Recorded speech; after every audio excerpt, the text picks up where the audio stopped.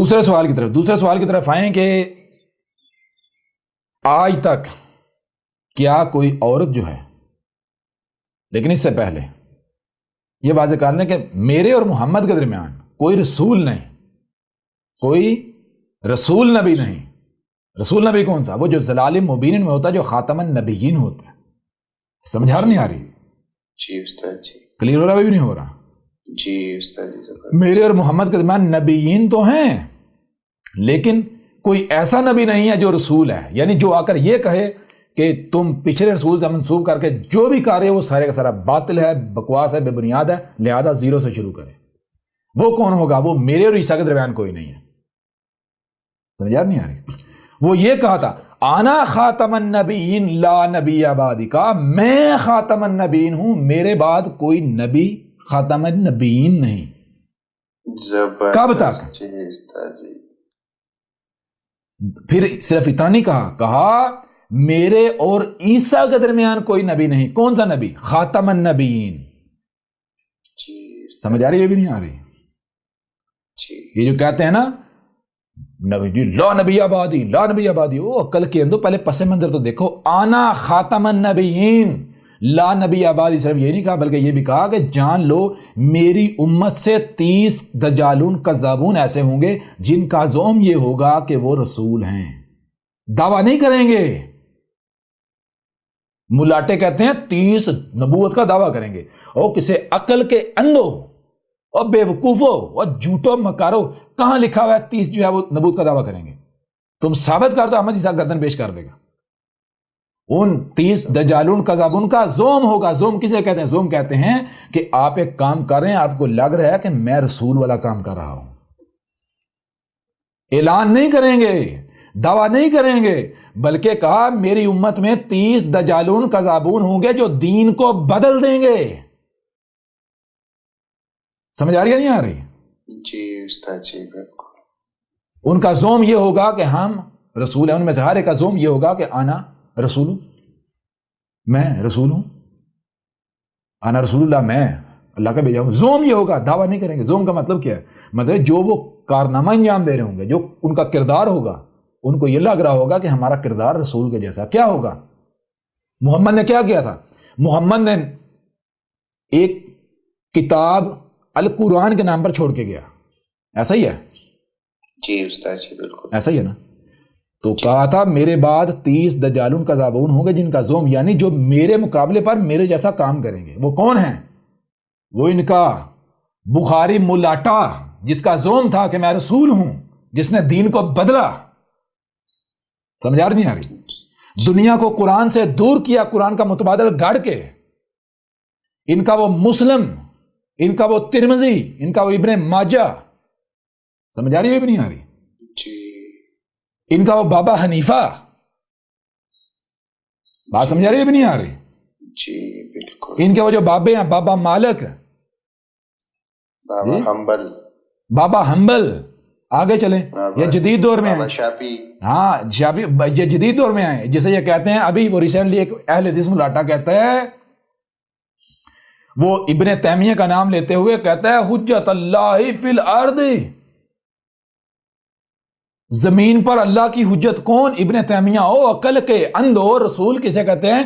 زمین پر اللہ کی حجت تو صرف اور صرف رسول ہوتا ہے۔ ابن تیمیہ کو رسول ڈکلیئر کر رہا ہے، گدھے کے بچے۔ الزامات احمد عیسیٰ پر لگاتا ہے، آج رہا میدان میں۔ جی جی بے شک، سمجھ آ رہی ہے نہیں آ رہی؟ جی یہ وہ تمہارے ملاٹے ہیں جنہوں نے کتابیں لکھی، انہی میں سے ایک یہ جو غلام احمد ہے، یہ بھی ہو گیا۔ یہ ہیں وہ سارے جن کا زوم یہ ہوگا، یعنی ان کو لگ یہ رہا ہوگا کہ ہم بھائی جو کام کر رہے ہیں نا، ہم رسول والا کام کر رہے ہیں، ہم تو رسول کے نقشے قدم پر چل رہے ہیں۔ سمجھ آ رہی ہے؟ جی استاد جی، یہ وہ لوگ ہیں جنہوں نے لوگوں کو قرآن کا متبادل مہیا کیا۔ کلیئر ہو رہا بھی نہیں ہو رہا؟ جی استاد جی بالکل، یہ بھی سمجھ نہیں آئی؟ جی استاد جی۔ اب بائیں دوسرے سوال کی طرف۔ دوسرا سوال یہ تھا کہ آج تک کوئی عورت بھی ایسی ہوئی جس نے نبوت کا دعویٰ کیا؟ تو پہلی بات، پھر جو ہے وہ دوسری بات کہ کیا اللہ عورت کو اس قابل نہیں سمجھتا؟ یا پھر عورت جو ہے وہ ذہنی طور پر کمزور ہوتی ہے یا اس قابل نہیں ہوتی کہ اسے یہ ذمہ داری نہ دی جائے، تو اس میں سب سے پہلی بات تو یہ ہے، دیکھیں غور کیجیے گا،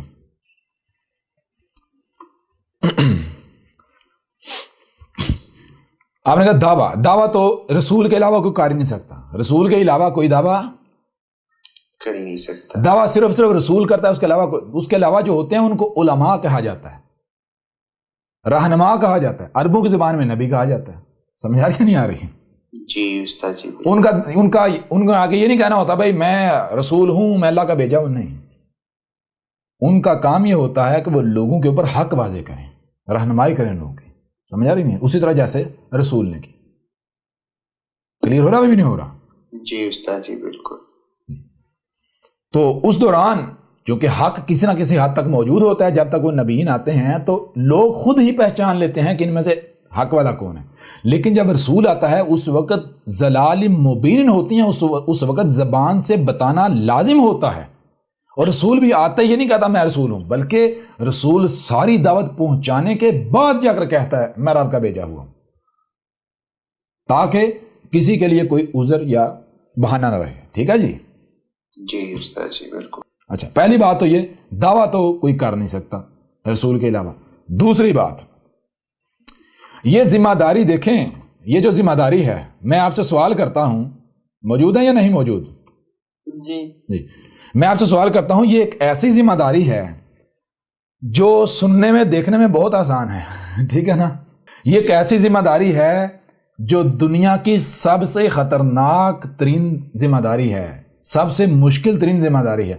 میں آپ سے سوال کرتا ہوں، اگر آپ میں 20 کلو وزن اٹھانے کی استطاعت ہے اور آپ کے اوپر لاد دیا جائے 100 کلو، تو یہ آپ کے اوپر احسان ہوگا یا ظلم ہوگا؟ ظلم ہوگا جی، ظلم ہوگا یا نہیں ہوگا؟ جی۔ اگر دنیا کی کوئی بھی عورت یہ سمجھتی ہے کہ وہ اس ذمہ داری کو ادا کر سکتی ہے، پورا کر سکتی ہے، تو میدان میں آ جائے، کسی نے روکا تھوڑا ہی ہے جی۔ یعنی میں سلیکشن کی بات کرتی ہوں نا کہ سلیکٹ کیسے نہیں، میں وہی بات کروں، دیکھیں نا کون کیوں کرتا ہے، کون کیوں کرتا ہے؟ یعنی اللہ کی طرف سے جو سلیکشن ہوتی ہے وہ مردوں کی ہی کیوں ہوتی ہے؟ میں وہ ابھی آپ کے اوپر سارا واضح کرتا ہوں نا، میں سارا واضح کرتا ہوں، وہ میں اب جو سوال کیا تھا میں آگے چل کے کروں گا، ٹھیک ہے نا؟ دیکھیں، سب سے پہلی بات تو یہ ہے کہ ایک گاڑی ہے، ایک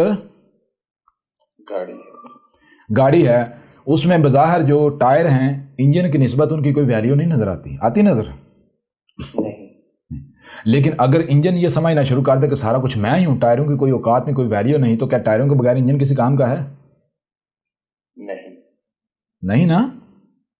اسی طرح اگر ٹائر یہ سمجھنا شروع کر دیں کہ بھائی میرے بغیر جو ہے وہ، یعنی کہ میں ہی سب کچھ ہوں، میرے بغیر کسی کو کوئی ویلیو نہیں ہے جی، تو کیا ٹائر اپنے دعوے میں سچے ہو سکتے ہیں؟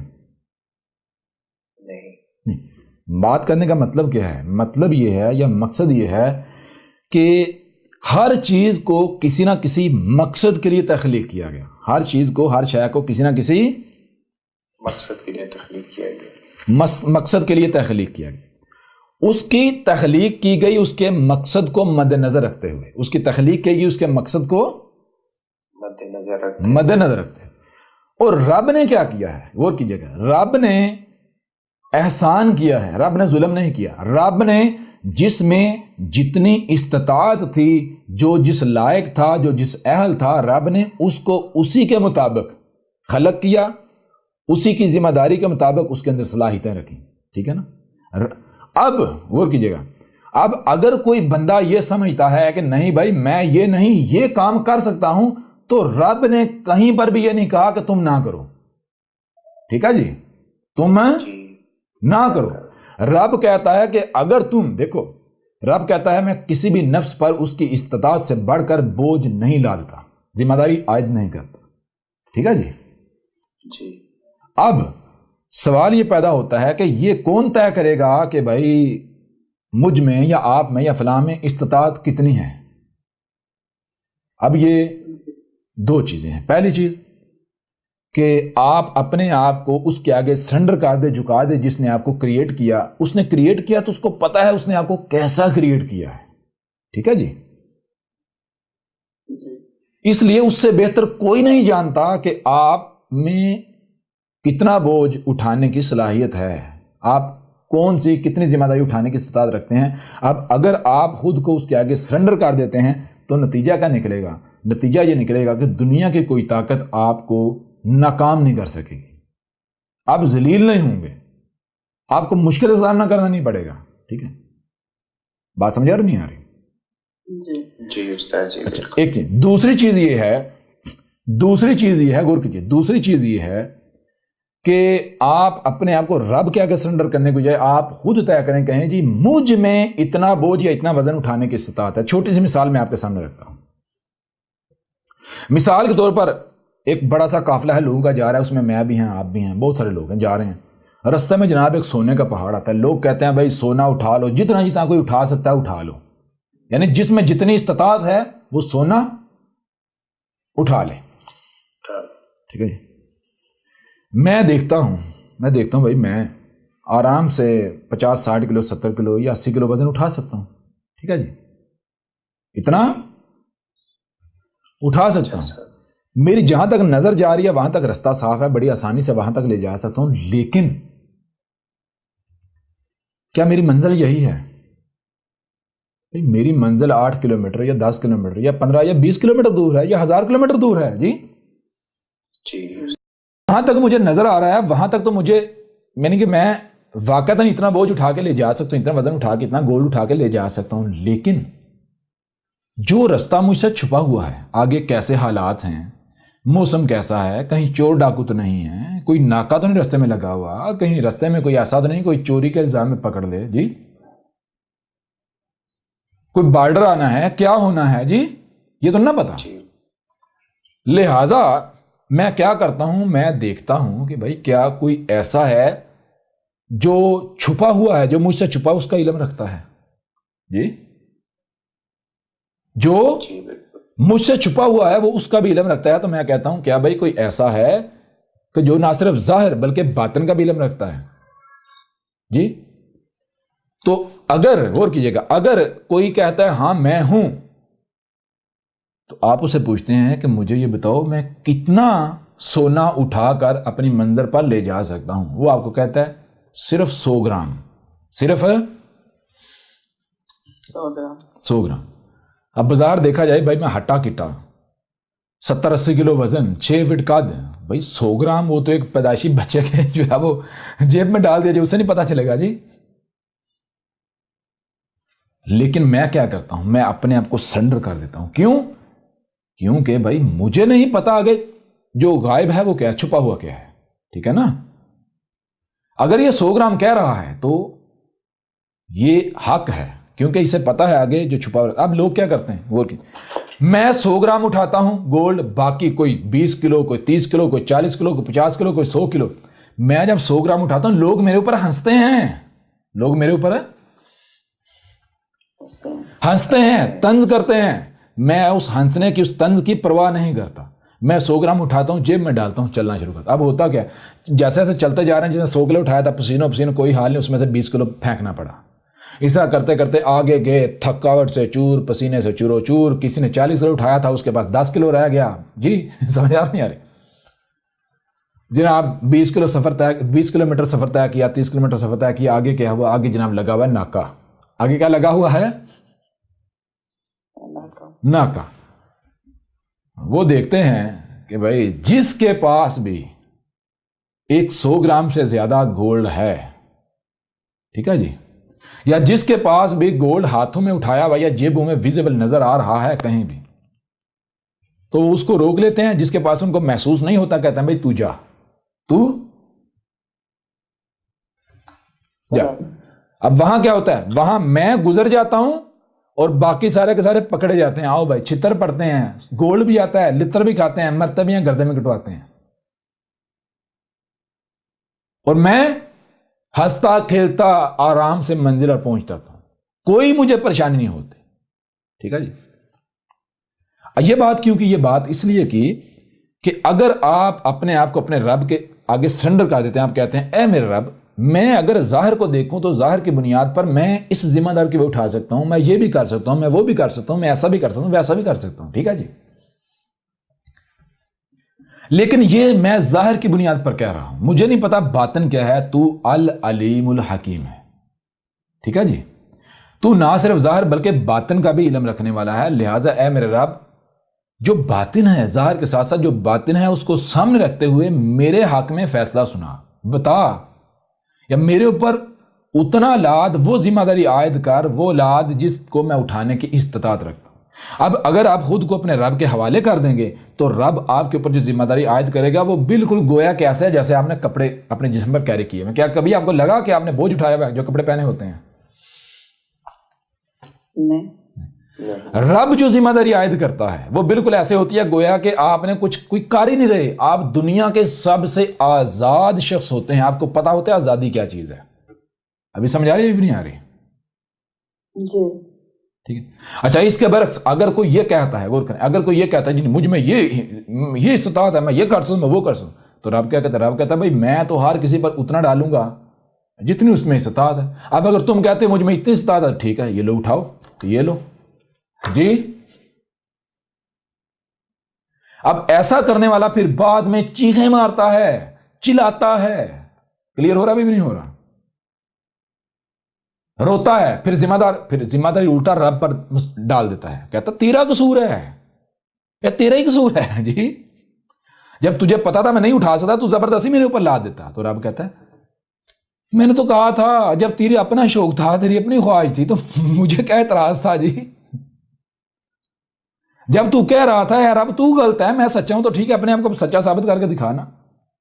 سمجھ آ رہی ہے بھی نہیں آ رہی؟ یہاں وہ آیت بھی آ جاتی ہے, وہ آیت نکالیں جی. یہ آیت بھی آپ کو سمجھ آ جائے گی اور آپ کو یہ جواب بھی بہت آسان طریقے سے مل جائے گا. سورہ البقرہ کی آیت نمبر 286 ہے, لا یکلف اللہ نفسا الا وسعہا. لا یکلف اللہ, اللہ جو ہے وہ کسی ایک بھی نفس کو اس کی وسعت سے زیادہ اس کا مکلف نہیں بناتا. ٹھیک ہے جی. لیکن آگے کیا ہے؟ لہا ما کسبت و علیہا ما اکتسبت. وہی بات, اگر آپ اپنے آپ کو اللہ کہہ کے سرنڈر کرتے ہیں, اے میرے رب, اے میرے اللہ, تو طے کر مجھ میں کتنی استطاعت ہے. لہٰذا جب اپنے آپ کو رب کہہ کے سرنڈر کرتا ہے, رب اتنے کا مکلف بناتا ہے جتنی اس میں استطاعت ہے. وہ بندہ ایسا جیسے آزاد ہے, کچھ کر ہی نہیں رہا, عیاشی گویا کر رہا ہے. آگے کہا لہا ما کسبت و علیہا ما اکتسبت. اسی کا ہے جو اس نے کرتوت کیا, اسی کا ہے جو کرتوت اس نے کیا. سمجھا نہیں آ رہی؟ جو کسب اس نے کیا وہ اسی کا ہے, نہ صرف اسی کا, وعلیہا ما اکتسبت, اور جو اس کسب کی وجہ سے, اس کے اس کرتوت کی وجہ سے رد عمل آئے گا وہ بھی اسی کے اوپر آئے گا, وہ بھی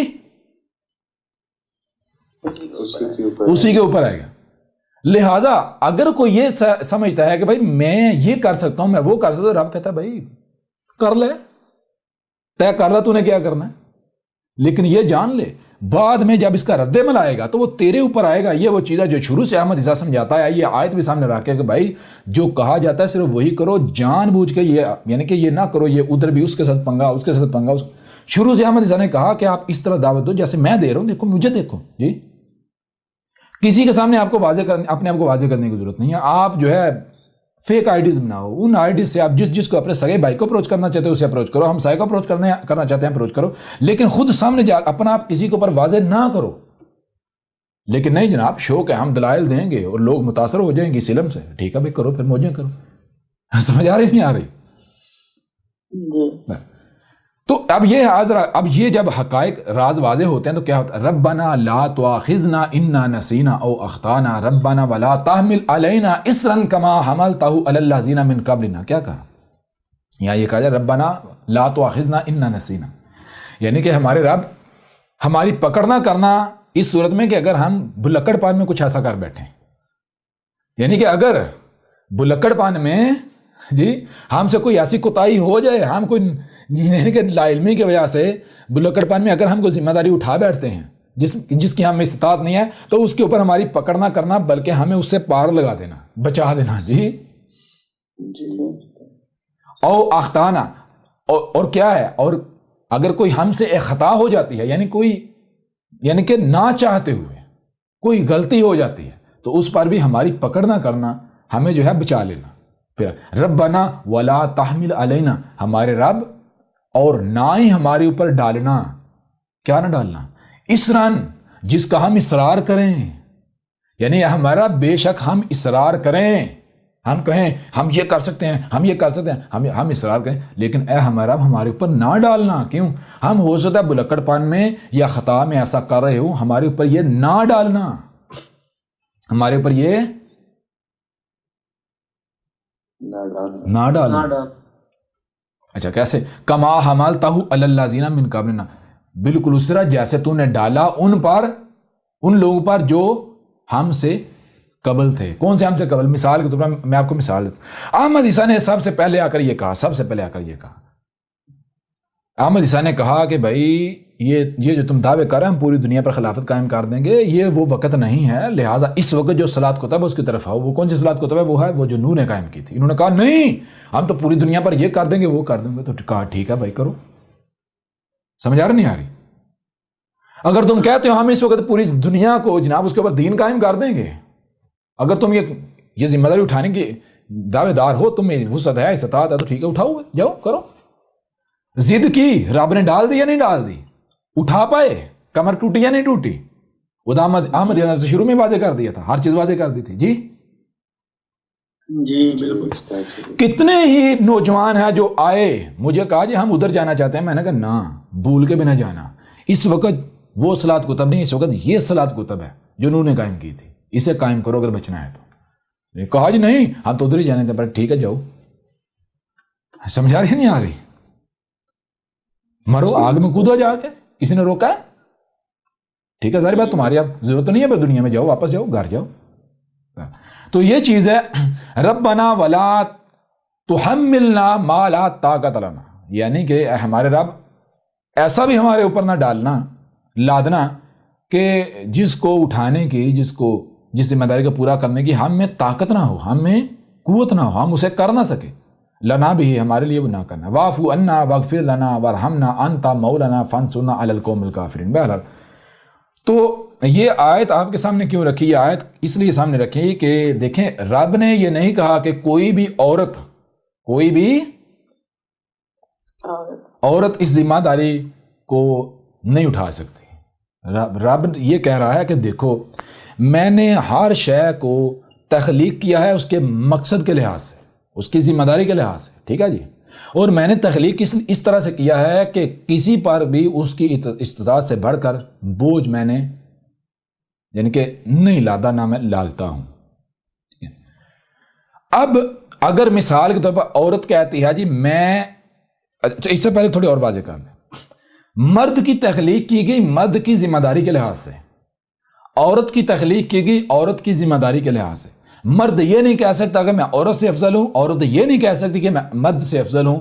عورت جب تک اپنے مقام پر رہے گی تب تک وہ پرفیکٹ ہے، اس کا کوئی ثانی نہیں. مرد جب تک اپنے مقام پر رہے گا تب تک اس کا کوئی ثانی نہیں، ٹھیک ہے نا. عورت اپنے مقام پر رہے گی، مرد اپنے مقام پر رہے گا. عورت مرد کی معاونت کرے گی مرد کے مقصد میں، مرد عورت کے مقصد میں اس کی معاونت کرے گا، دونوں کامیاب رہیں گے. لیکن اگر عورت نے مرد کی ذمہ داری اٹھانے کی یعنی کہ وہ دعویٰ کیا اور مرد نے عورت کی ذمہ داری اٹھانے کا دعویٰ کیا تو نتیجہ کیا نکلے گا؟ نتیجہ بالکل یہی نکلا جیسے مشین کے اندر دو پرزے ہیں، ایک جو دو پرزے ان کو ایک دوسرے کی جگہ پر فٹ کر دیا جائے، اس پرزے کو نکال کے ادھر اس کی جگہ پر، اس کو نکال کے اس جگہ پر لے جائے، نتیجہ کیا نکلے گا؟ آپ خود بتا دیں. کو بھی تھوڑا سا کلیئر کر دیں. وہ ہو جاتا ہے سارا ہو جائے گا. یہ چیز کلیئر. یہ اعتراض دیکھیں، یہ اعتراض تب کرنا چاہیے کہ بھائی عورت کو یہ ذمہ داری کیوں نہیں دی گئی، اور یہ اعتراض تب کرنا چاہیے جب یہ ذمہ داری ایسی ہے کہ یہ ذمہ داری پوری کرنے سے آپ کو ٹاپ کا کریڈٹ ملے گا، ٹاپ کا درجہ ملے گا، اور آپ کو جس ذمہ داری کی اس ذمہ داری کو ادا کرنے سے آپ وہ درجہ نہیں ملے گا، انعام وہ نہیں ملے گا. سمجھ آ نہیں آ رہی؟ اس کو دوبارہ بتائیں کیا ہے. یعنی مثال کے طور پر آپ تب یہ کہہ سکتے ہیں کہ بھائی میں یہ نہیں وہ کام کرنے کی صلاحیت رکھتا، میں نے وہ کرنا ہے. آپ کو یہ تب کہنا چاہیے جب یہ ہو کہ بھائی اس کام کرنے سے درجہ بلند درجہ ملے گا، اور یہ جو آپ کو ذمہ داری دی گئی کام نہیں، اس سے درجہ بلند نہیں ملے گا، نیچے والا درجہ ملے گا. تو آپ کہہ سکتے ہیں بھائی میں بلند درجے کا طلبگار ہوں یا طلبگار ہوں. جی کلیئر ہو رہا نہیں ہو؟ لیکن ذرا غور کریں. اب پہلی چیز یہ ہے کہ یہ ذمہ داری انتہائی سخت ہے، اس میں انتہائی مضبوط اعصاب ہونے چاہیے. آپ نے دیکھا پوری دنیا آپ کی دشمن ہے، گالیاں، الزامات، تہمتیں، ملامتیں، دیکھ نہیں رہے آپ؟ ہم تجھے قتل کر دیں گے، ہم یہ کر دیں گے، ہم وہ کر دیں گے. اس کے لیے جو بڑے بڑے اپنے آپ کو فن یہاں سمجھتے ہیں، ان کے اعصاب جو آپ دے جاتے ہیں. یہاں سے آپ سمجھ لیں ملک کا آرمی چیف ہے، ایک فتویٰ اس کے اوپر لگا ہے، وہ سارے مولوی پکڑ کے اس نے اندر دے دیے. جی جی بالکل سمجھ آ رہی نہیں آ رہی؟ تو پھر احمد عیسیٰ ہے نا، احمد عیسیٰ ہے نا، پھر دنیا میں وہ کون سی عورت ہے کہ جس کو اگر مثال گالیاں دی جائیں تو آگے سے چپ رہے؟ جی جی بڑے بڑے پتا ہونا چاہیے نا، جو یہ سمندری اٹھائے گا اس کو پتا ہوگا نا کہ پارٹ آف دا جاب ہے. میں نے اس کی طرف نہیں دیکھنا، میں نے تو صرف بڑھتے رہنا ہے آگے آگے، جو میری سمندری میں نے اس کو پورا کرنا ہے. تو گالیوں سے تو پھر اس کو کوئی فرق نہیں نا پڑتا. تو میں وہی تو بات کہہ رہا ہوں، اس کے لیے انتہائی مضبوط اعصاب کا مالک ہونا پڑے گا. اس کے لیے پھر آپ کو پوری دنیا کا جو ہے وہ پوری دنیا کا ساتھ جو ہے وہ پنگا لینے کے لیے لینے کی جو آپ کے اندر صلاحیت ہونی چاہیے. اگر کوئی بھی عورت سمجھتی ہے کہ میں یہ کر سکتی ہوں، تو میری پیاری سسٹر، میری پیاری بہن، رب نے کہیں پر بھی یہ نہیں کہا کہ کوئی عورت اس ذمہ داری کو نہ اٹھائے، یہ نہیں کہا. ٹھیک ہے نا، منع نہیں کیا. رب نے یہ واضح کر دیا ہے کہ میں نے یہ جو ذمہ داری ہے، یہ ذمہ داری صرف اور صرف مرد جو ہے وہ اٹھا سکتا ہے، عورت اس کی اہلیت نہیں رکھتی، کیونکہ عورت کو میں کسی اور مقصد کے لیے خلق کیا ہے. ٹھیک ہے نا. پھر ایک اور چیز ہے، مرد بھی یہ ذمہ داری جو ہے عورت کی معاونت کے بغیر اس کے لیے انتہائی مشکل ہو جاتا ہے. سمجھ آ رہی ہے نہیں آ رہی؟ عورت کی معاونت کے بغیر مرد کے لیے اس ذمہ داری کو اٹھانا انتہائی مشکل ہو جاتا ہے. کلیئر ہو رہا نہیں ہو رہا؟ تو اگر مرد یہ ذمہ داری اٹھاتا ہے تو اس میں جو عورت ہوتی ہے اس کا یوں سمجھے اتنا ہی یا اس سے زیادہ کردار ہوتا ہے، اور میں اس سے بھی زیادہ کردار ثابت کرتا ہوں. ایسا جو شخص رسول اس کو وجود، اس کو جنم کون دیتا ہے؟ عورت نہیں دیتی. وہی تو کہ رسولوں کو عورت جنم تو دے سکتی ہے لیکن رسول نہیں ہو سکتی. نہیں کہ تو آپ بن لینا، کسی نے روکا تھوڑی ہے. ہاں بھائی روکا، اگر آپ سمجھتے ہیں آپ ذمہ داری اٹھا سکتے تو آپ اٹھا لیں. میں کبھی یہ سوچتی ہوں کہ ہماری جو سوسائٹی ہے نا، یہ میل ڈومیننٹ سوسائٹی ہے، تو اس لیے میل تو آپ یہی تو بات آ گئی، یہی تو بات آ گئی. میں نے تو یہ نہیں سوچا بھائی نبوت کا دروازہ بند ہے، لوگ کیا کہیں گے، یہ ہوگا وہ ہوگا، اپنے یہ لوگ گرب جلا دیں گے، یہ میں نے تو نہیں یہ سوچا. سمجھ آ رہی ہے نہیں آ رہی؟ یہی تو فرق ہے. ابتدا سے واضح ہو رہا یا نہیں ہو رہا؟ یہ ذہن میں رکھیں میری پیاری بہن، رب نے کہیں پر بھی یہ نہیں کہا کہ کوئی عورت جو ہے وہ یہ ذمہ داری نہ اٹھائے. اگر کوئی عورت یہ سمجھتی کہ صرف رب نے نہیں کہا، نہیں، عورت اگر یہ سمجھتی ہے کہ میں اس ذمہ داری کو اٹھا سکتی ہوں تو ٹھیک ہے، وہ اٹھا کے دکھا دے. لیکن یہ ذہن میں رکھے کہ رب نے اسے اس مقصد کے لیے تخلیق نہیں کیا، اس کی تخلیق اس مقصد کے لیے ہوئی نہیں. یہ کہہ دیتے ہیں نا کہ دیکھیں پہلی بات اگر رب نے منع نہیں کیا تو اس میں یہ ہو جاتا ہے بالکل صحیح ہے، رب نے منع نہیں کیا. اگر آپ اپنے آپ کو اس اہل سمجھتے ہو یا اس قابل بنا لیتے ہو تو مطلب کہ آپ رسول ہو سکتے ہو. یہ ہے ایک الگ بات.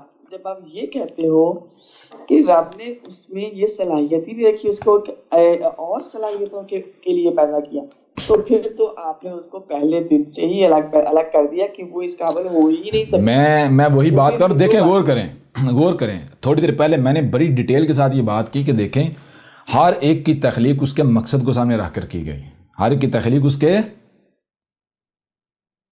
ہاں جی، میں نے وہ بات آپ کی ایک منٹ، اچھا غور کیجئے گا. دیکھیں یہ جو ذمہ داری ہے، غور کریں. میں پہلے آپ کو بتایا، اگر غور کریں آپ میں وزن اٹھانے کی استطاعت ہے 50 کلو، آپ میں وزن اٹھانے کی استطاعت کتنی ہے؟ 50 کلو اٹھانے کی استطاعت ہے. ٹھیک ہے جی. جی. اور آپ اگر دعویٰ کرتے ہیں میں 100 کلو اٹھا سکتا ہوں، تو ٹھیک ہے اٹھا لیں, اٹھا کے دکھا دیں. لیکن اگر رب آپ کے اوپر یہ لادتا ہے 100 کلو, رب ظلم کرے گا. ایک منٹ, رب نے آپ کے اوپر یہ ذمہ داری عائد نہیں کی, لیکن اگر آپ یہ سمجھتے ہیں کہ آپ اس ذمہ داری کو ادا کر سکتے ہیں, آپ یہ سمجھتے ہیں کہ میری تخلیق ایسی ہے, تو آپ کر لیں, کر کے دکھا دیں. ہاں جی, یہاں تک بالکل صحیح ہے کہ اگر آپ اپنے آپ کو اس اہل ثابت کرتے ہیں اور سمجھتے ہیں کہ اٹھا سکتے ہیں, تو رب کو کوئی اعتراض نہیں ہے, رب آپ کو دے سکتا ہے وہ ذمہ داری. نہیں, رب تو میری پیاری بہن, رب تو دیکھیں نا, رسول کی صورت میں شروع میں جب ظلالم مبین ہوتی ہیں تب تک سامنے آتا ہے, اس کے درمیان کرو موجیں کرو جو چاہے کرو, روکا تھوڑی ہے کسی نے. میں اس کی دور کی نہیں بات کری, مطلب یہ میں کہ صرف سمجھنے کے لیے یہ پوچھ رہی ہوں کہ چلے مان لیا کہ ظلال مبین ہے, ہر طرف گمراہیاں ہی ہیں, تو اس وقت اگر یہ عورت کوئی ذمہ داری اٹھانی چاہیے تو رب کو تو کوئی اعتراض نہیں نہ ہو سکتا. تو رب کیوں اعتراض کرے گا؟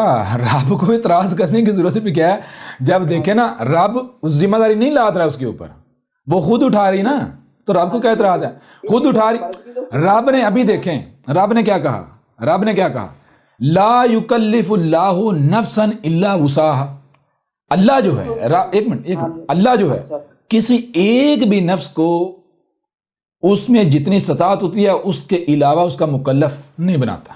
اللہ نہیں کرتا ایسا. اچھا آگے ایک منٹ, ظاہر پتہ سارے ہیں, سارے ہیں. آگے دیکھیں نا, آگے رب نے یہ نہیں کہا جی نہ کرنا, جس کی تمہیں جو ذمہ داری اٹھانے کی تمہیں وسعت نہیں ہے وہ نہ کرنا. رب کیا کہہ رہے ہیں, لہا ما کسبت و علیہا ما اکتسبت. اب جو بھی کرتوت آپ کرتے ہیں, آپ سمجھتے ہیں بھائی مجھ میں یہ وسعت ہے, مجھ میں یہ وسعت ہے, تو وہ جان لیں وہ میرا کام نہیں ہے, وہ میں نے آپ کو اوپر نہیں لیا, وہ آپ کی اپنی ذمہ داری ہے. آپ اس کی وجہ سے جس رد عمل کا آپ کو سامنا کرنا پڑے گا, جو تکلیفیں جو مصیبتیں آپ کے اوپر آئیں گی, تو پھر چیخیں نہیں مارنا, مجھے ذمہ دار نہیں ٹھہرانا. بات سمجھ آ رہی نہیں؟ دونوں کے لیے یہ وارننگ دونوں کے لیے ظاہر ہے, دونوں کے لیے, عورت کے لیے, دونوں کے لیے, بالکل دونوں کے لیے, ہر ایک کے لیے ہے جی, ہر ایک کے. تو رب نے کہیں پر بھی یہ نہیں کہا, رب تو دیکھیں نا میری پیاری بہن, رب یہ نہیں کہہ رہا ہر مرد کو اٹھ کے نبی بنے, نہیں, صرف وہی جو اس کی صلاحیت رکھتا ہے. بالکل. چیز یہ ہے کہ آپ گویا کہ part of machine who, Hare part کو اس کے مقصد کے لیے تخلیق کیا گیا, اس کا الگ مقام ہے. اگر وہ اپنے مقام پر رہتے ہوئے اپنی ذمہ داری پوری کرے گا, جب ہر پارٹ اپنی ذمہ داری پوری کرے, پوری مشین بہترین چلے گی. اگر کوئی پارٹ اپنی ذمہ داری چھوڑ کر دوسرے پارٹ کی ذمہ داری کی طرف نظر کرتا ہے, تو نہ وہ اپنی ذمہ داری پوری کر پائے گا, نہ دوسرے کو کرنے دے گا. نتیجہ کیا نکلے گا؟ بات سمجھ نہیں آ رہی؟ چیز یہ ہے کہ اگر تو جناب یہ کہا جائے کہ یہ کام کرو گے تو آپ کو 10 لاکھ ملیں گے, اور یہ کرو گے تو آپ کو 5 لاکھ ملیں گے, لہٰذا آپ نے 10 لاکھ والا نہیں, آپ نے 5 لاکھ والا کرنا ہے, تو پھر تو ظلم ہے. آپ کہہ سکتے ہیں بھائی مجھے کیوں 5 لاکھ, میں 10 لاکھ والا بھی کر سکتا ہوں, میں 10 لاکھ کما سکتا ہوں, آپ یہ کہہ سکتے ہیں. لیکن جب رب نے جو اجر ہے وہ وہی رکھا ہے, عورت کی اپنی ذمہ داری, مرد کی اپنی ذمہ داری. اگر عورت اپنی اس ذمہ داری کو پورا کرتی ہے تو وہی اجر اسے ملتا ہے, وہی بدلہ ملتا ہے. تو کیا ضرورت ہے یعنی کہ تھوڑا کام کر کے پورا اجر لینے, اپنا زیادہ مشقت اٹھانے کی اور اجر اتنا ہی لینے کی؟ بہتر نہیں ہے کہ آرام سے, سکون سے, بغیر کسی تکلیف کے, بغیر پریشانی کے جو کام ہوتا ہے وہ کرو, اور جو ہے وہ اجر پورے کا پورا لو. جی رب تو احسان کر رہا ہے, کہ آسان سہل ذمہ داری دے کر کریڈٹ اتنا ہی دیا جا رہا ہے, بدلہ اتنا ہی دیا جا رہا ہے, وہی دیا جا رہا ہے. ٹھیک ہے نا؟ ٹھیک ہے.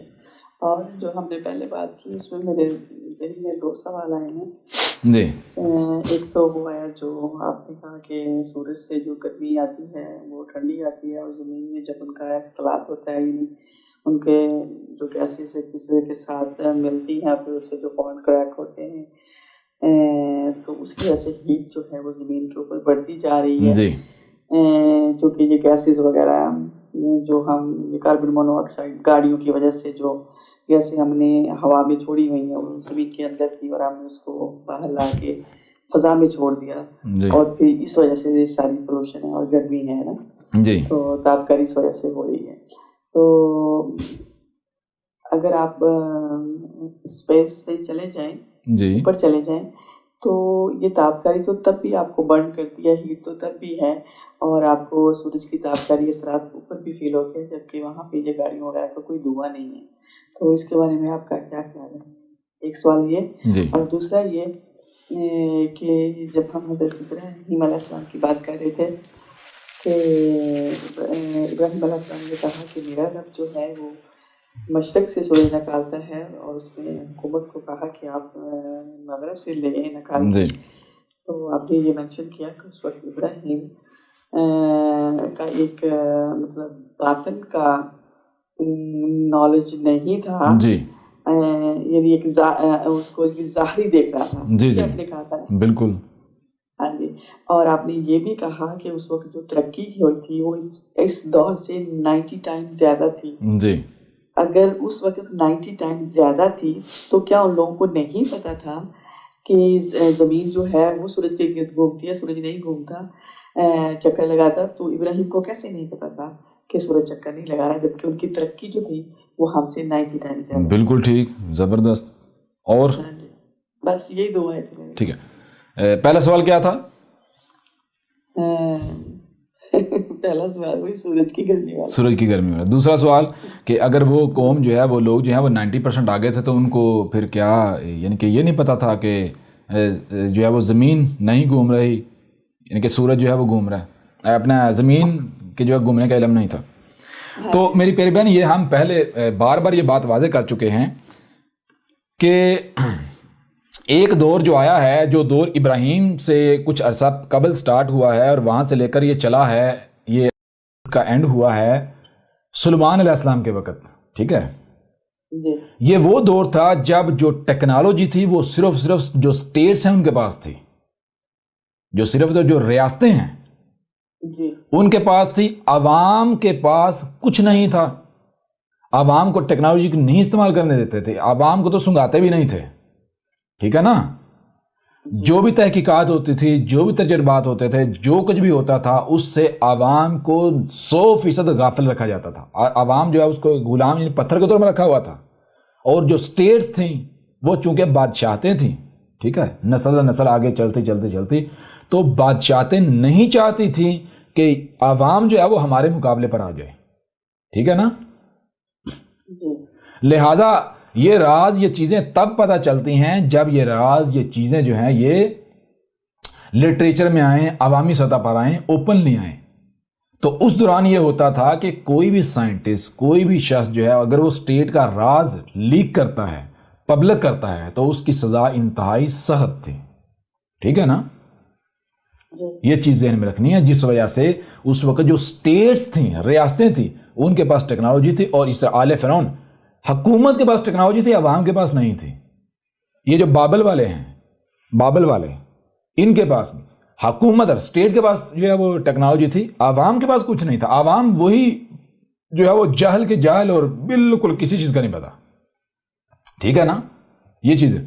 اب جب سلیمان آیا تھا تو داؤد کی وفات کے بعد جب سلیمان کو اقتدار منتقل ہوا تو سلیمان کے دو جو وزیر تھے, وہ واحد دو وزیر تھے جنہوں نے سلیمان کو قائل کیا تھا کہ یہ جو ٹیکنالوجی آپ کو ملی ہے وراثت میں اپنے والد سے, اور یہ حکومت ملی ہے, تو یہ اس لیے ہے کہ آپ رعایا کی فلاح کا کام کریں. انہوں نے کہا تھا کہ باقی جتنے بھی سٹیٹس ہیں وہ ٹیکنالوجی کے اوپر سانپ کی طرح جو ہے وہ چوکڑی مار کے بیٹھی ہوئی ہیں.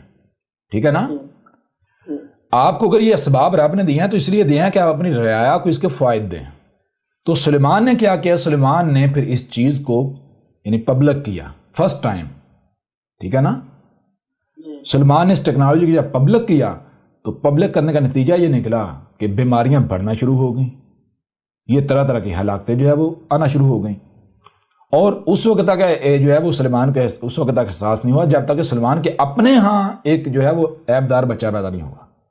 ٹھیک ہے جا, جب سلیمان کے اپنے ہاں عیب دار بچہ پیدا ہوا تو اس وقت سلیمان کے کان کھڑے کہ ایسا کیسے ہو سکتا ہے, میرا رب جو ہے وہ عیب دار خلق کرے. میرے تو والد بتاتے رہے کہ میرا رب جو ہے وہ سبحان ہے, وہ تو فرق نہیں کرتا.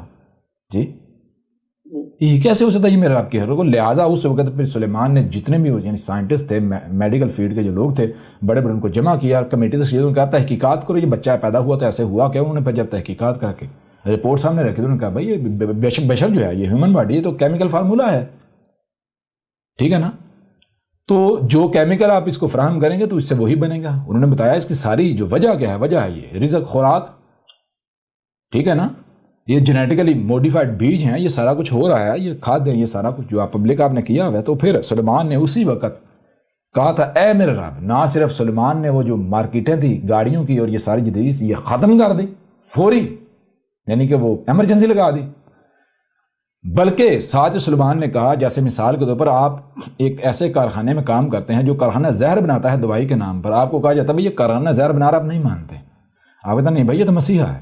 لیکن کل کو آپ کا اپنا بچہ بیمار ہوتا ہے، اسی کارخانے کی دوائی سے آپ کے بچے کی ڈیتھ ہوتی ہے، تو مجھے یہ پھر آپ مانیں گے یا نہیں مانیں گے؟ پھر نہ صرف مانیں گے بلکہ آپ کی کیفیت یہ ہوگی کہ اگر میرے پاس اتنی طاقت آ جائے کہ میں اس فیکٹری کو جلا سکوں تو میں اس فیکٹری کو جلا کر راکھ کر دوں، میں اس کے مالک کو مار دوں. سمجھا نہیں آ رہی؟ یہ آپ کے جذبات ہوں گے، یہ کیفیت ہوگی. بالکل اسی طرح اس وقت سلیمان کی یہ کیفیت بنی کہ اے میرے رب مجھے ملکن عظیمہ دے. ملک کہا یعنی کہا مکن دے، ملکن عظیمہ یعنی کہ مجھے ایسے اسباب و وسائل دے مزید کہ میں پوری دنیا کے اوپر قبضہ کر کے میں پوری دنیا کو اس فساد سے پاک کر دوں. ٹھیک ہے نا؟ یعنی کہ آج بے شک سٹیٹس کے پاس یہ ٹیکنالوجی ہے، لیکن کل کو آہستہ آہستہ یہ پبلک ہو جائے گی. پبلک ہوئی تو زمین تو تباہ ہو جائے گی. لہذا سلیمان نے پھر پوری دنیا کو اس فتنے سے پاک کیا تھا. ٹھیک ہے نا؟ تو یہ چیز ہے جس وجہ سے اب ابراہیم کوئی لینڈ لارڈ تو تھا نہیں جی نہیں. پھر اس میں یہ ایک اور کوشچن ہو جاتا ہے کہ وہ جو ٹیکنالوجی تھی وہ صرف گورنمنٹ سطح پر تھی جی، تو پبلک کے لیے نہیں تھی، تو آپ اس سے کتنا فساد کر سکتے ہیں؟ صرف گورنمنٹ کا ایک حلقہ بنا کتنے لوگوں کے پاس ہوگی چیز نا، اس سے کتنا ہم زمین کا نقصان کر سکتے ہیں جی. دوسری پھر یہ چیز کہ حضرت ابراہیم علیہ السلام تک جب وہ اس کے اثرات ہی نہیں آ رہے تھے، پبلک تک اثرات ہی نہیں تھے، تو وہ کس کو صحیح کرنے کے لیے نکلے تھے؟ دیکھیں سب سے پہلی بات یہ ہے کہ اگر اسٹیٹ استعمال کر رہی ہے تو رب کیا دیکھتا ہے؟ رب انتظار کرے گا کہ کل کو تباہی آئے تو پھر روکے اسے. جی کیا رب ایسا کرے گا؟ اگر ایک منٹ، اگر مثال کے طور پر آپ کی آنکھوں کے سامنے اگر بچے غلط کام کر رہے ہیں، آپ کو پتہ ہے اگر یہ کام جاری رہا تو کل کو گھر بھی جل کر راکھ ہوگا، تو کیا آپ ان کو کرنے آزادی دے دیں گے؟ دیکھیں ہمارے ساتھ 1400 سال تک یہ انتظار ہی ہو رہا ہے، ہم یہاں تک پہنچے تو اب جا کے تو آپ میں سے آپ کو اختیار دیا ہوا تھا نا. سلیمان جو ہے وہ رسول تھوڑے تھا، سلیمان تو نبی تھا. سلیمان تو جیسے آپ کہتے ہیں، سلیمان تو اسی طرح ایک شخص ایک فرد اٹھا تھا بنی اسرائیل میں سے، وہ کوئی رسول تھوڑا ہی تھا، یعنی رسول اللہ و خاتم النبیین تھوڑا ہی تھا. میرا کہنے کا مطلب یہ ہے کہ جب ان تک وہ اثرات تھے ہی نہیں، پبلک تک اثرات نہیں تھے جی، تو پبلک کو کیسے پتا چلا کہ یہ سارا کچھ ہو رہا ہے، ہمیں اس کے خلاف ہو رہا ہے؟ مثلا میں بات آپ کی یہ نہیں سمجھا، پبلک تک اثرات نہیں تو پبلک کو کس چیز کا پتا چلا؟ یعنی کہ یہ نیچر جو ہے وہ خراب ہو رہی ہے. پبلک کو کہاں پتا تھا؟ اگر پبلک کو پتا ہوتا، ابراہیم کو دیکھیں، ابراہیم کو امام کیوں بنایا گیا؟ ابراہیم کو امام بنایا ہی اسی وجہ سے گیا کہ ابراہیم جس معاشرے میں گیا اس نے وہاں جو صلاحت کتب تھی وہ قائم کی. جہاں ٹیکنالوجی والے سے سامنا ہوا تو وہاں ابراہیم نے وہ ذمہ داری ادا نہیں کی، وہ نہیں کیا جو بت پرستوں کے درمیان کیا جاتا ہے، جو جاہلوں کے درمیان کیا جاتا ہے. بات سمجھا رہے نہیں آ رہی؟ ابراہیم ایک ملٹیپل دور میں ہوا، کوئی بندہ اس اسٹیٹس کے ریاستوں کے خلاف نہیں تھا، نہیں کھڑا ہوتا تھا، نہ کوئی تھا، نہ کوئی سوچتا بھی تھا. یہ ابراہیم تھا، اور ابراہیم نہیں ہوگا راتوں رات اٹھ کے اسٹیٹ کے سامنے کھڑا ہو گیا، بلکہ ابراہیم کا ایک سفر تھا. ابراہیم کا ایک سفر تھا. چھوٹی سی مثال، آج کی مثال لے لیں.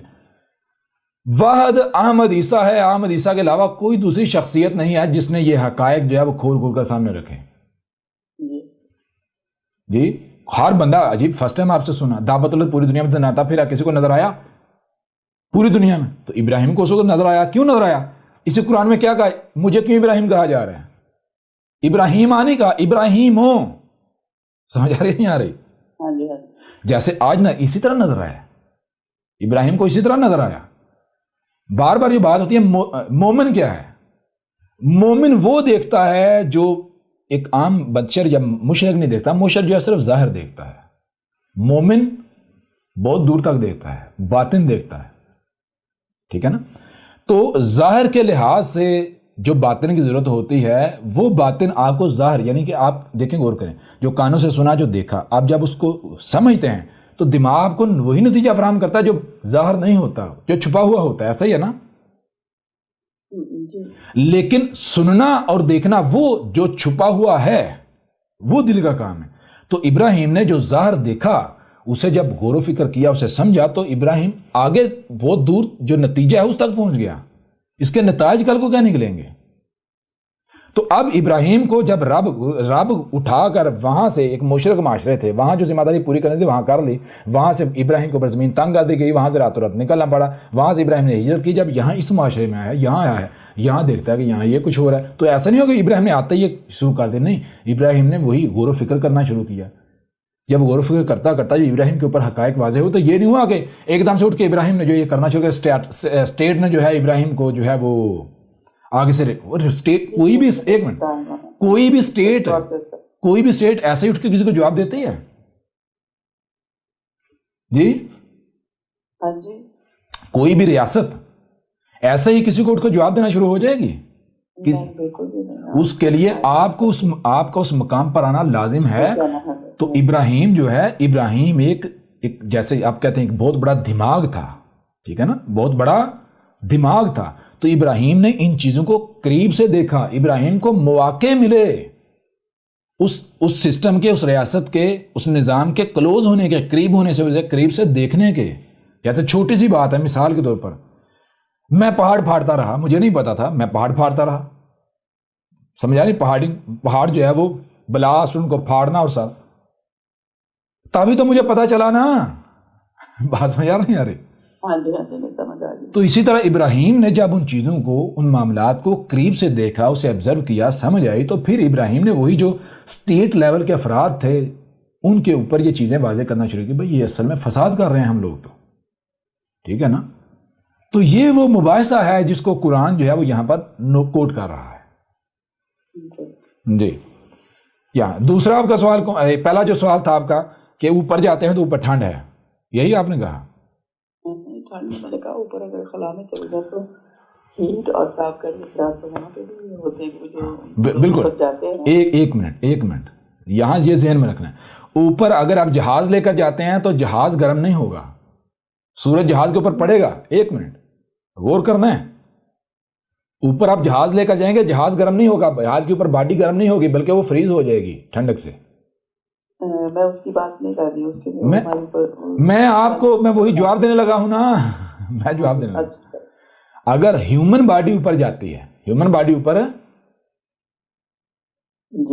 جاتی ہے, یا کوئی بھی جاندار اوپر جاتا ہے, تو جب وہ سورج کے سامنے ہوگا, سورج کی ریز آ رہی ہیں تو اسے ہیٹ محسوس ہوگی. کیوں محسوس ہوگی؟ کیونکہ جو سورج سے آنے والی جو ریز ہیں وہ اس کی باڈی میں جب آ کے باڈی سے ٹکرائیں گی, جب باڈی میں داخل ہوں گی تو اس کی باڈی کے اندر جا کے ڈیٹونیٹ ہوں گی.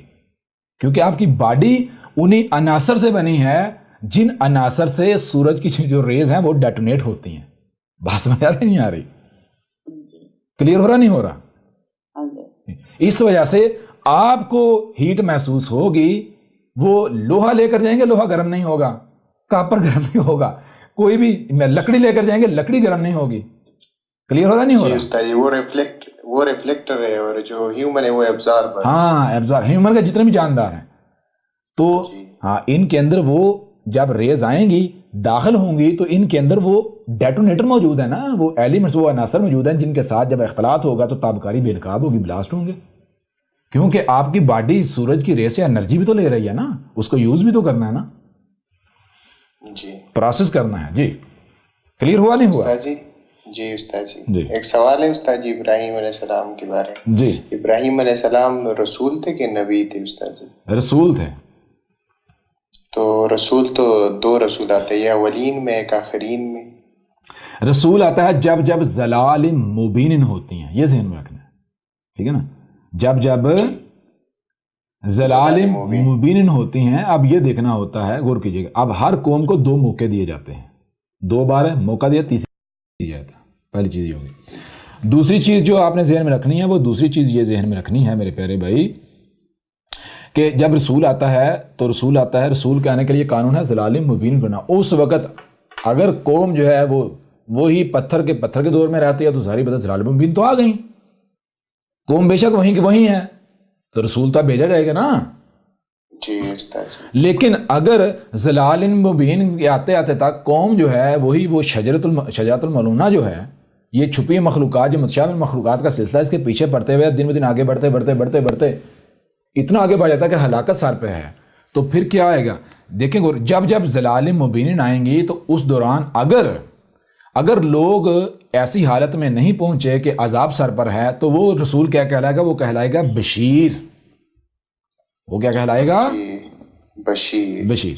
اور اگر حالات ایسے ہیں ضلال مبین آ گئی اور عذاب سر پر ہے، انسانوں کے اپنے کرتوتوں کی وجہ سے ہلاکت سر پر ہے، تو وہ جو رسول ہے دو صورتیں بن جاتی ہیں۔ عذاب دینے سے، ایک تو عذاب دینے سے قبل رسول بیس کرنا شرط ہے، ٹھیک ہے، تاکہ حجت کی جائے، کل کو کوئی یہ نہ کہہ سکے اگر تو نے رسول بھیجا ہوتا ہمارے اوپر حق واضح کیا ہوتا ہم مان جاتے اور عذاب سے بچ جاتے، لہذا تو نے رسول نہیں بھیجا اور ہم مارے گئے، قصور سارا تیرا۔ لہذا ایک یہ قانون بنا دیا کہ اس وقت تک عذاب نہیں دیا جائے گا جب تک کہ رسول بیس کر کے حجت نہ کر دیجیے۔ نمبر 2 ضلال مبین ان کا ہونا شرط ہے، ٹھیک ہے نا؟ جی استاد جی۔ بات سمجھ آ رہی ہے نہیں آ رہی؟ تو جب میرے پر بھی جب عذاب دینا ہوتا ہے اس وقت جو رسول آتا تو وہی ضلال مبین ہوتی ہیں آتا ہے، لیکن وہ رسول پھر نذیر ہوتا ہے، یعنی متنبہ کرنے والا۔ بشیر بھی ہوتا ہے لیکن پہلے وہ نذیر ہوتا ہے۔ پہلے جو شروع میں رسول آتا ہے وہ نذیر بھی ہوتا ہے لیکن وہ پہلے بشیر ہوتا ہے۔ وہ بشیر اور نذیر ہوتا ہے، یہ نذیر اور بشیر ہوتا ہے۔ سمجھ آ رہی نہیں آ رہی؟ جی استاد جی۔ کلیئر ہو رہا؟ ابھی نہیں ہو رہا؟ جی استاد جی۔ لیکن جو ابراہیم کے بعد جو آیا تھا، یعنی اس قوم کے بعد، تو نذیر اور بعد میں بشیر کون آیا تھا استاد جی؟ کس قوم میں؟ ابراہیم علیہ السلام کی قوم۔ میرے پر بھی ابراہیم کی قوم جو ہے، دیکھیں ذرا غور کریں، ساری چیزیں ذہن میں رکھنی ہیں۔ وہ چیزیں آپ نے یہ ذہن میں رکھنی ہے کہ ایک قوم ہے، مثال کے طور پر ان کو آسمان، یعنی کہ ایک قوم ہے، ان کی طرف آپ رسول بھیجتے ہیں، وہ دعویٰ کرتے ہیں ہم آسمان و زمین کو ذمہ داری اٹھانے کی صلاحیت رکھتے ہیں، وہی دعویٰ عمل سے کر رہے ہیں، ٹھیک ہے، جی، ہم اللہ کے چہیتے ہیں، ہم یہ ہیں وہ ہیں۔ اب ان کی طرف رسول بھیجا جاتا ہے، وہ دعوت کو ٹھکراتے ہیں، نہیں مانتے، ٹھیک ہے، کفر کرتے ہیں، کذب کرتے ہیں، تو کیا زبردستی ان کے اوپر ذمہ داری عائد کی جائے گی؟ نہیں کی جائے گی۔ تو پھر رسول کیا کرے گا؟ رب کیا کرے؟ رب پھر یہ نہیں کہ ان کے اوپر بیٹھا رہے گا اکتفا کر کے، نہیں، بلکہ رب پھر یعنی کہ کوئی اور قوم اختیار کرے گا جو اس کی حال ہے۔ اگر نہیں تو پھر رب خود سے یعنی کہ دیکھے گا کہ کب ایک امت کی ضرورت پیش آئے گی، تو تب تک رب پھر امت جو ہے وہ تیار کرے گا۔ پھر ابراہیم جب ایک اس قوم کی طرف گیا، اس قوم نے ریجیکٹ کر دیا، تو اب ان کی طرف کوئی دوسرا رسول بھیجنے کی تو ضرورت نہیں۔ اب وہ ظاہری بات ہے، اب مارے جائیں گے، ہلاک ہوں گے، آہستہ آہستہ ذلیل و رسوا ہو جائیں گے، اینٹ سینٹ ان کی بجے گی، تو وہ ان کی بج گئی، حالات نے بجا دی۔ ابراہیم نے پھر کیا کیا؟ ابراہیم نے بھی فوکس کیا اپنی اولاد کے اوپر۔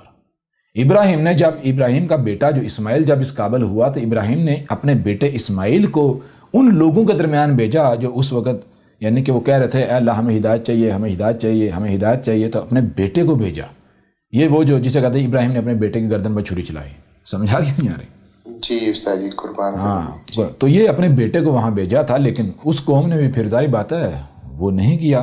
بہرحال وہ آگے اس طرح کرتے کرتے ادھر سے یہ سلسلہ چلا، ادھر سے پھر وہ اسحاق سے بیٹا یعقوب سے پھر آگے وہ بڑھتے بڑھتے وہ پھر پوری بنی اسرائیل جو ہے پورے یعنی کہ 13 ٹرائبز جو ہیں، پہلے 12 تھے، 12 سے 13 ہوئے، وہ 13 ٹرائبز وہ پھیلتے پھیلتے پھیلتے وہ پوری قوم بن گئی۔ تو اس قوم کا پھر جو ہے وہ اس مقصد کے لیے انتخاب ہوا۔ جی استاد جی، تو یعقوب اور جتنے بھی تھے، یعنی یوسف اور اس سے پہلے اسحاق اور اسماعیل، تو یہ نبیین تھے؟ یہ رسول تھے، رسول نبیین تھے، رسول نبی تھے، لیکن یہ خاتم النبیین نہیں تھے، ٹھیک ہے، خاتم النبیین نہیں، ہاں، خاتم النبیین نہیں تھے۔ جی، خاتم النبیین صرف وہ ہوتا ہے جو صرف تب آتا ہے جب ضلال مبین ہوتی ہیں۔ سمجھ آ رہی ہے نہیں آ رہی؟ کلیئر ہو رہا نہیں ہو رہا؟ جی، یعنی جیسے مثال کے طور پر ایک پیور ڈی این اے چلا رسول ہے، تو رسول یعنی کہ آپ دیکھیں نا، غور کریں، نمبر ایک رسول کا معنی کیا ہے؟ رسول کا معنی رب کا بھیجا ہوا، رسول اللہ کا بھیجا ہوا۔ تو جو بھی بشر بالکل ویسے وجود میں آئے گا جیسے فطرت کہتی ہے، جو فطرت جسے وجود میں لاتی ہے، تو وہ تو رسول ہے۔ جی لیکن وہ رسول نہیں ہے جو رسول خاتم النبیین ہے، یا پھر وہ رسول نہیں ہے کہ جس کی ذمہ داری بعد میں نبی بننا ہے، بلکہ اس نے دیکھنا ہے کہ میرے اندر صلاحیتیں کیا ہیں، ان صلاحیتوں کے اعتبار سے اس نے وہ ذمہ داری پوری کرنی ہے. ٹھیک ہے نا؟ جیسے مثال کے طور پر اگر ایک مومن ہے، اس کا جو جوڑا ہے زوج، وہ بھی مومن ہے اور دونوں طیب ہیں، اور ان کے اوپر واضح ہے کہ بھائی بچہ کس مقصد کے لیے لانا ہے، اور کس مقصد کی اس کی پرورش کرنی ہے، وہ دونوں طیب ہیں، اور ایک بچہ طیب بچہ آتا ہے تو وہ کیا ہے، وہ رسولی تو ہے. لیکن اس سے یہ نہیں لازم ہو جائے گا کہ وہ رسول نبی ہے یا وہ رسول خاتم النبی ہے. نہیں، یہ نہیں. رسول یعنی وہ رب کا لایا ہوا ہے، تو کل کچھ بڑا ہو کر وہ کیا کرے گا، وہی ذمہ داری اٹھائے گا جس ذمہ داری کے لیے اسے رب وجود میں لایا. سمجھا نہیں آ رہا؟ کلیئر ہو رہا نہیں ہو رہا؟ جی استاد جی. جی اس کا درجہ، اگر وہ اس ذمہ داری کو جو صلاحیتیں اس میں رکھی، ان صلاحیتوں کے اعتبار سے اس کی جو ذمہ داری اسے وہ پورا کرتا ہے، تو اس کا درجہ وہی ہے جو ایک یعنی کہ نبی رسول کا درجہ ہوتا ہے. ٹھیک ہے نا؟ جی استاد جی. وقت دیکھا جائے گا آپ کس وقت میں ہیں، اس وقت میں کون سی ذمہ داری ہے، یعنی آپ کو صلاحیتیں کیا دی گئی، صلاحیتوں کے اعتبار سے آپ کی ذمہ داری کیا بنتی ہے، یہ ساری چیزیں جو ہے وہ واضح کرتی ہیں. بہرحال سوالات کے جوابات کلیئر ہوئے یا نہیں ہوئے؟ جی استاد جی کلیئر ہو گئے.